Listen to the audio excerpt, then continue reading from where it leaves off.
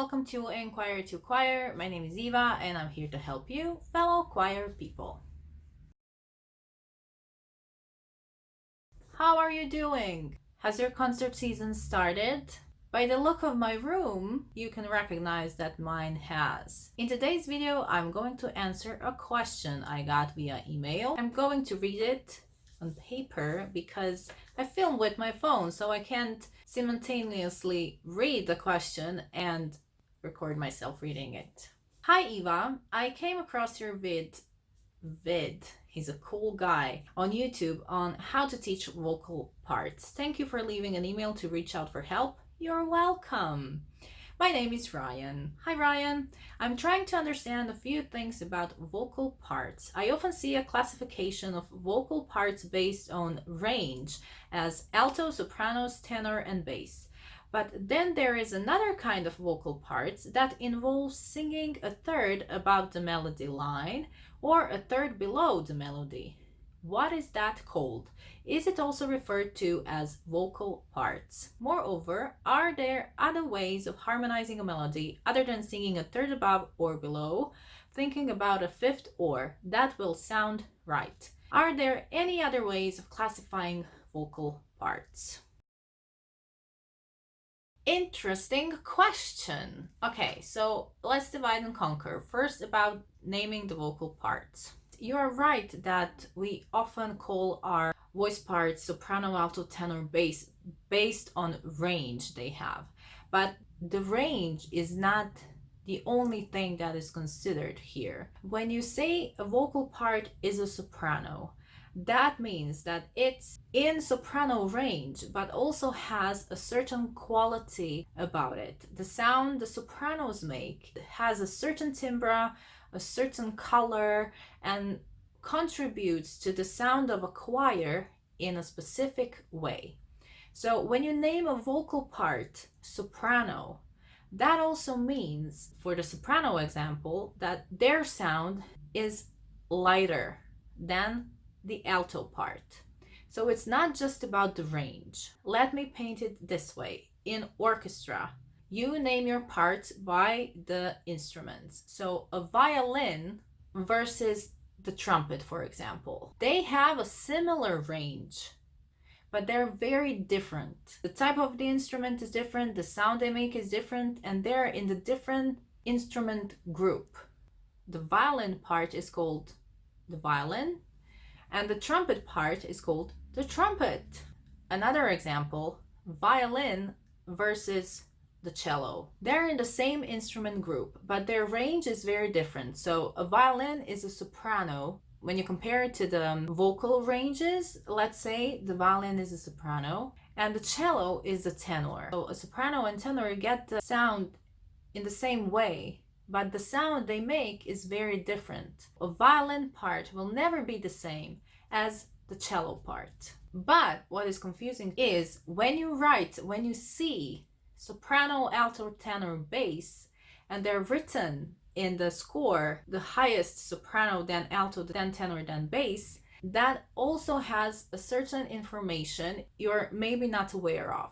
Soprano is almost always in a higher melody than the alto. Alto is always higher than tenor, almost always higher than tenor, and the tenor is always higher than the bass. So not just the range, the color, the timbre, but also the fact that they will never crisscross each other. It is understood when it is written like that the soprano part will never go under the alto part. That is a certain classical way of doing arrangements, and it's often in classical music and modern classical music, and in general in choirs. Even if you divide your sopranos to firsts and seconds, it is understood that soprano firsts are always higher than the soprano seconds, and soprano seconds are always higher than alto first. There is a certain hierarchy when it comes to the range. It is understood that every vocal part has their playing field, and they do not cross each other's fields.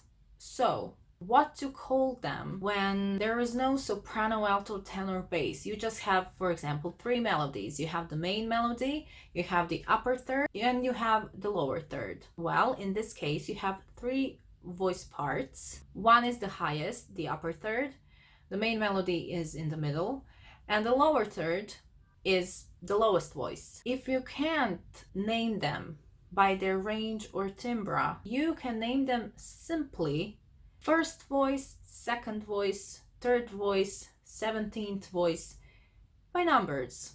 Voice 1. I didn't even know my house phone is still working. Now we have to wait.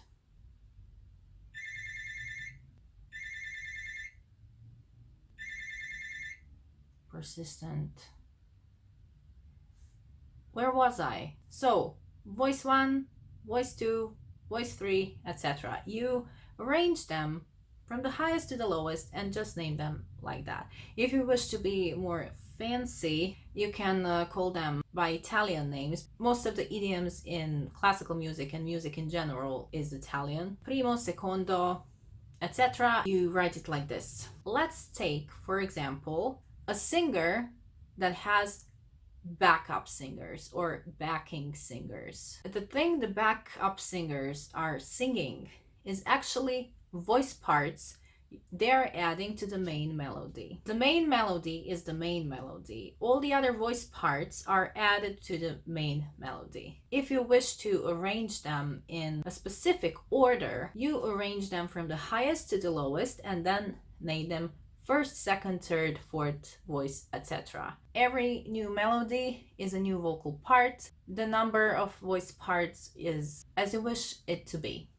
Now, when we come to the harmonization, that is something I cannot explain in just one video. Actually, the harmonization of melodies has been done for 1,000 years and it evolved. And the harmonization or harmony is something you study at a music school. After you watch this video, I highly recommend watching another video I did, which was actually also a Q&A, where I explain the nature of a sound and all about the main frequency and the aliquots. I will link it here and down below. The term aliquots is something that is crucial for our ears to be happy with the harmonization. The way you harmonize the main melody is whatever you wish it to be, but every voice part you add to the main melody, together they have to sound right. And what is right?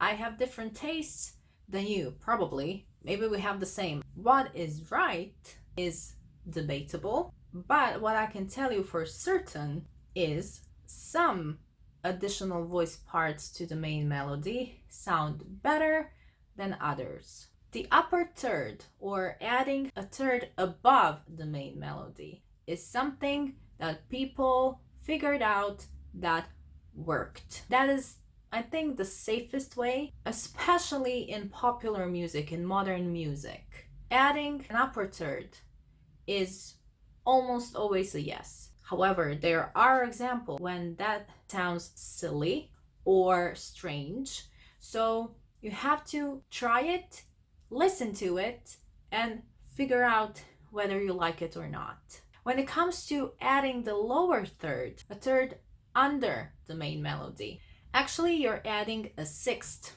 because when you look at the main melody tone, when you go sixth above, that is actually the same as the lower third. It's an inverted interval. A sixth is almost always a good idea to harmonize with. So you have the main melody, the third, and the sixth. But again, you try it, you check it out. Do you like it? Does it bother you? Does it embellish or does it undermine the main melody? Adding the fifth is actually something oh my god, parallel fifths is something that is strictly forbidden. Google parallel fifths and it will be easier to understand.